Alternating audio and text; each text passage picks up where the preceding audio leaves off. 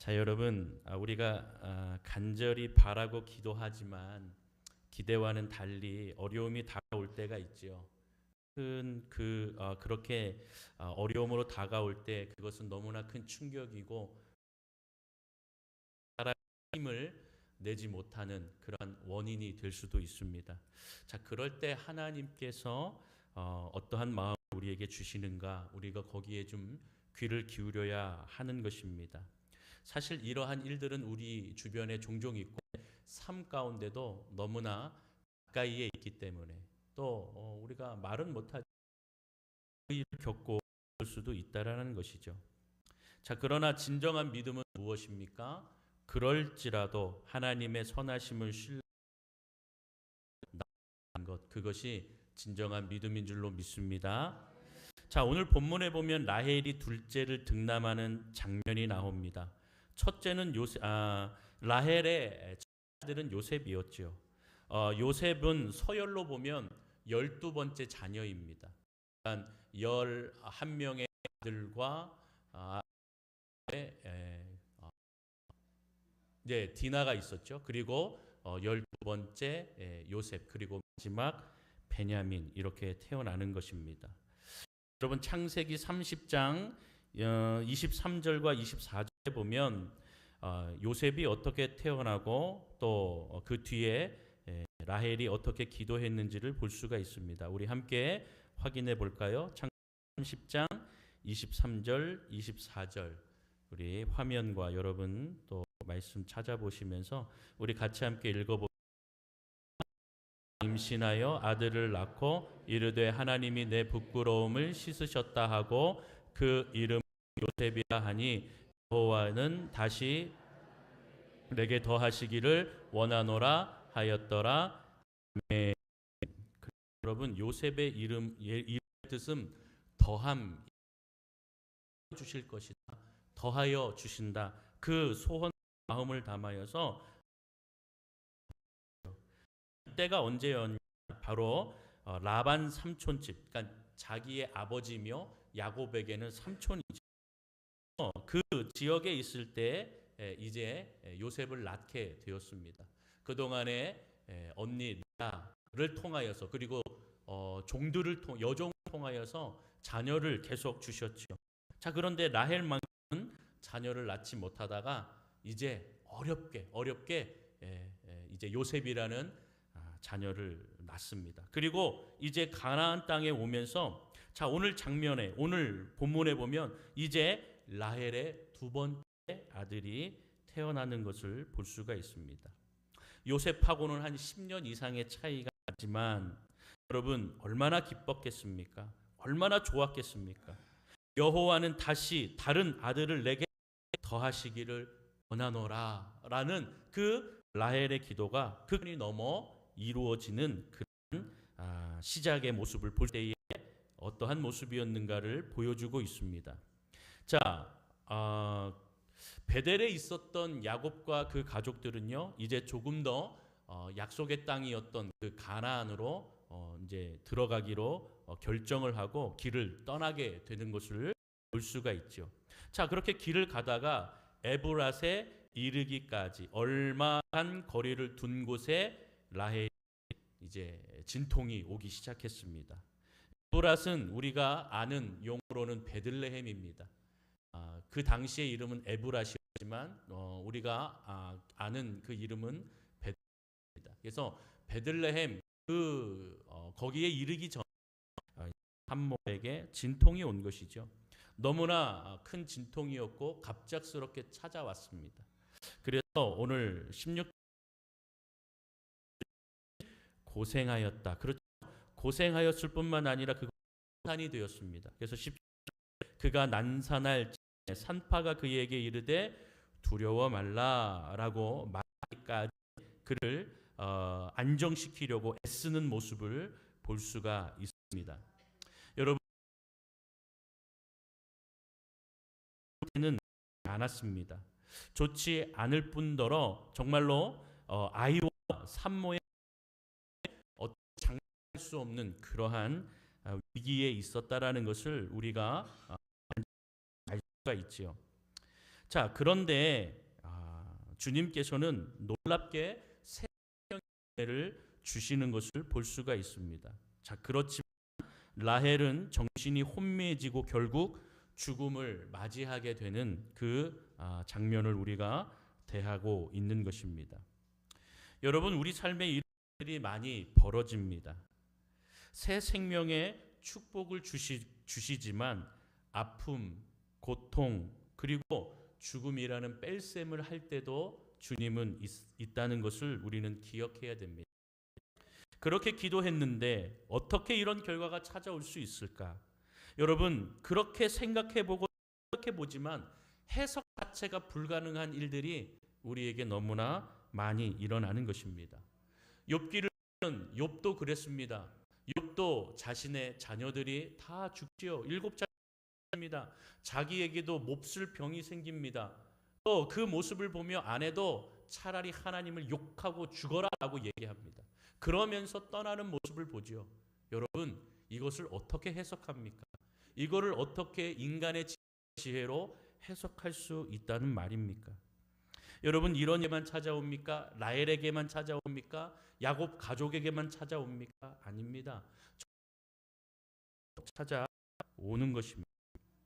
라헬의 죽음도 세상에 어찌할 수 없는 모습으로 다가올 때에 자신의 기도대로 아들을 더하여 달라고 기도하여 응답을 받았지만 자신의 생명을 잃게 되는 그러한 슬픔, 불의 모습이 찾아오는 것입니다. 저도 어렸을 때 이제 모교회, 인천에서 모교회가 있었죠. 모교회에 제 이제 여자 동기가 있습니다. 여자 동기에 이제 2살 터울의 언니가 있었습니다. 그러니까 그 언니하고도 뭐 우리가 이제 같이 막 중고등부 때도 같이 찬양하고 찬양대도 하고 뭐 그러면서 이렇게 지냈지요. 그런데 이제 나이가 돼서 다 이렇게 하나둘 결혼을 하게 되었습니다. 저도 이제 전도사 생활을 한다고 이제 모교회를 나와서 전도사를 생활해 그 동기 친구의 언니 이제 갑자기 피를 너무 많이 흘리고 그것이 잘못되어서 정말로 생을 마감한 그러한 사건들이 있었습니다. 그때에 이제 주변에 어떤 이제 같이 신앙생활을 해왔던 형들도 오랜 시간을 교회에 다녔지만 그러한 일들을 맞이할 때에 어떻게 하나님께서 이렇게 하실 수가 있을까? 어떻게 주님을 잘 믿고 있는 하는 자들에게 이러한 어려움을 주시고 또 생명까지 이렇게 빼앗아 가시나? 그리고 저 낳은 아기는 어떻게 하라는 말인가? 라고 하면서 주님 부인하는 형들도 있었고 또 그러한 마음으로 말은 못했지만 아픔 가운데 있던 사람들도 있었음을 저는 실제로 이렇게 우리의 삶에 과 같은 그리고 우리 삶에 이러한 저도 목사이지만 이것을 어떻게 해석하고 어떻게 정답이라고 말씀드릴 수 있는 것은 없습니다. 다만 우리가 알 수 있는 것은 무엇이냐면 인간의 계속 진행된다라는 것입니다. 있고 또 반대로 누군가는 죽고 있는 것이 우리의 인생의 삶의 모습이라는 것입니다. 이것이 우리의 일상입니다. 이러한 일상 속에서 이러한 모습 가운데 우리는 어떠한 모습으로 서야 할지 저와 여러분들이 그 안에서 정말로 주님을 잡고 나가셔야 하는 것을 기억해야 되는 것입니다. 라헬은 지금 세상의 빛을 본 아이를 보면서 어떤 생각을 하고 있을까요? 그의 혼이 떠나려 할 때에 아이의 이름을 처음에 무엇이라고 지었습니까? 베논이라고 했습니다. 베논이. 여러분, 베논이라는 이름은 슬픔의 아들이라는 뜻입니다. 그러나 야곱은 그의 이름을 무엇으로 바꿔서 불렀습니까? 베냐민으로 불렀습니다. 베냐민이라는 이름은 오른손의 이라는 뜻입니다. 여러분, 라헬은 왜 이 아이를 베논이라고 그렇게 불렀을까요? 사실 자기의 그 죽음을 맞이하며 그 인생을 다시 한번 좀 되돌아보게 되었습니다. 이제 생을 마감할 때에 자기의 인생이 이제 파노라마처럼 이렇게 한번 흘러간다 이런 이야기 하지 않습니까? 라헬도 그랬을 것입니다. 결혼 후 언니와 간의 경쟁을 벌이고 또 언니인 레아가 자녀를 낳을 때마다 시기 질투하며 나아가는 그러한 자신의 모습들이 분명히 있었을 것입니다. 시간들을 보내면서 참 더덥다, 참 허무하다. 그러한 모습 가운데에 아이를 보며 자기 부모는 떠나가는 그런 상황 속에 아이를 보며 같이 살아갈 이 아이, 이 운명을 어떻게 하겠는가? 슬프다. 그래서 슬픔의 아들이라고 이름을 지었을지도 모릅니다. 이거 생각이지만 여러분 이처럼 우리 삶에 변론이라고 말할 그러한 슬픔의 일들이 얼마나 많이 있습니까? 여러분들 가운데서도 그렇게 할 겁니다. 어려움과 아픔으로 또 자녀들 것이고 또 가정 안에 어려움에 상처를 겪는 분들도 분명히 계셨을 겁니다. 부모 또 배우자와 그리고 자녀들과의 형제 자매들 안에서 그런 아픔과 어려움들, 슬픔의 아들 베논이다. 나의 인생은 베논이고 너의 인생도 베논이구나라고 그렇게 그러한 인생의 모습을 그는 겪고 이 아이를 보면서 너의 슬픔이다라고 그렇게 이야기하는 것이죠. 여러분 그럴 때 우리에게 필요한 것은 무엇입니까? 이 슬픔을 믿음으로 바꿀 수 있는 진짜 믿음이 필요한 것입니다. 진짜 믿음을 어떻게 얻을 수 있을까요? 여러분 이 라헬은 자기의 이 슬픔을 이야기하면서 이것을 믿음으로 어떻게 승화할 수 없는 그런 상황이었습니다. 그런데 여러분 야곱은 달랐습니다. 이 베논이라고 이름 지었던 그 아이의 아버지, 여기서는 아버지라고 표현되어 있지만 야곱이지요. 베냐민으로 불렀습니다. 슬픔의 아들이 아니다. 너는 오른손의 아들이다 라고 그렇게 이름을. 사실 야곱은 라헬을 너무나 사랑했습니다. 라헬이 죽고 있는데 자기의 정신이 제정신이겠습니까? 라헬이 죽어가는데 제정신이 아니겠죠. 여러분 그러함에도 불구하고 바로 이 야곱은 이 라헬이 낳은 아이를 보며 품의 아들이 아니라 오른손의 아들이라고 이름을 짓죠. 사실 야곱에게 있어서 이 라헬은 인생 자체라고 말해도 과언이 아닙니다. 젊을 때 그녀를 얻기 위해서 라반 삼촌 집에서 14년이나 종살이와 같은 그런 삶을 하였죠. 그만큼 라헬은 야곱에게 인생과도 같은 사람이라고 말해도 전혀 부족함이 없는 것입니다. 야곱이 이별의 아픔을 겪게 됩니다. 는 그러한 상황에 맞닥뜨리게 하는 것입니다. 여러분 한 손으로는 라헬의 손을 붙잡으면서 정신 차려 보라고 일어나라고 이 말을 하는 야곱의 그 모습 상상해 보십시오. 그렇게 이별의 아픔 속에서 이 야곱은 이 이름의 중요성을 너무나 잘 알고 있었습니다. 자기의 이름이 야곱에서 바뀌었죠? 이스라엘로 바뀌었습니다. 하나님이 새 이름을 허락해 주셔서 속이는 자의 인생이었고 그렇게 속이며 사기꾼의 그런 삶을 살아가는 인생이었지만 하나님을 만나 그 하나님께서 자신의 이름을 이스라엘로 바꿔주었을 때 놀라운 축복과 은혜 가운데에 내가 주님 그 다시 회복시키시고 인도하시는 주님 또 그 주님이 우리의 그 하나님을 그러기 때문에 야곱은요 베냐민으로 바꿔주면서 이 라헬이 죽어가는 이 슬픔의 마음을 위로한 것입니다. 당신은 슬픔의 아들이라고 부르지만 아니다. 내가 있지 않나. 그리고 당신 지금까지 하나님께서 우리를 지키시고 인도하셨던 것처럼 바로 능력의 하나님 오른손에 그 하나님께서 우리를 붙드시고 인도해 주실 것이다 라고 하며 그의 이름을 권능의 아들, 오른손에 그 권능으로 붙드실 것을 믿고 그의 이름을 베냐민으로 주며 그렇게 불렀던 것입니다. 여러분, 적어도 슬픔의 아들이 아닌 오른손의 아들, 권능의 아들로서 이 아이가 성장하겠구나 라고 하는 믿음이 라헬에게 생기지 않았겠습니까? 이 아이는 슬픔의 아이가 아니고 바로 주님께서 부르실 그 아이구나.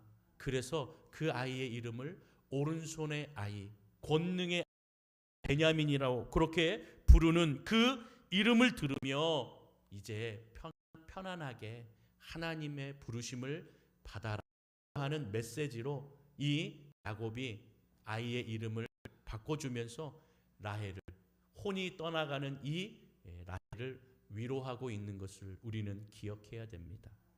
그와 동시에 그림자를 가지고 태어난 이 베냐민에게 이제 비전과 축복의 날이 이르게 될 것이다 라고 하는 놀라운 은혜가 동시에 이루어지게 된 것입니다.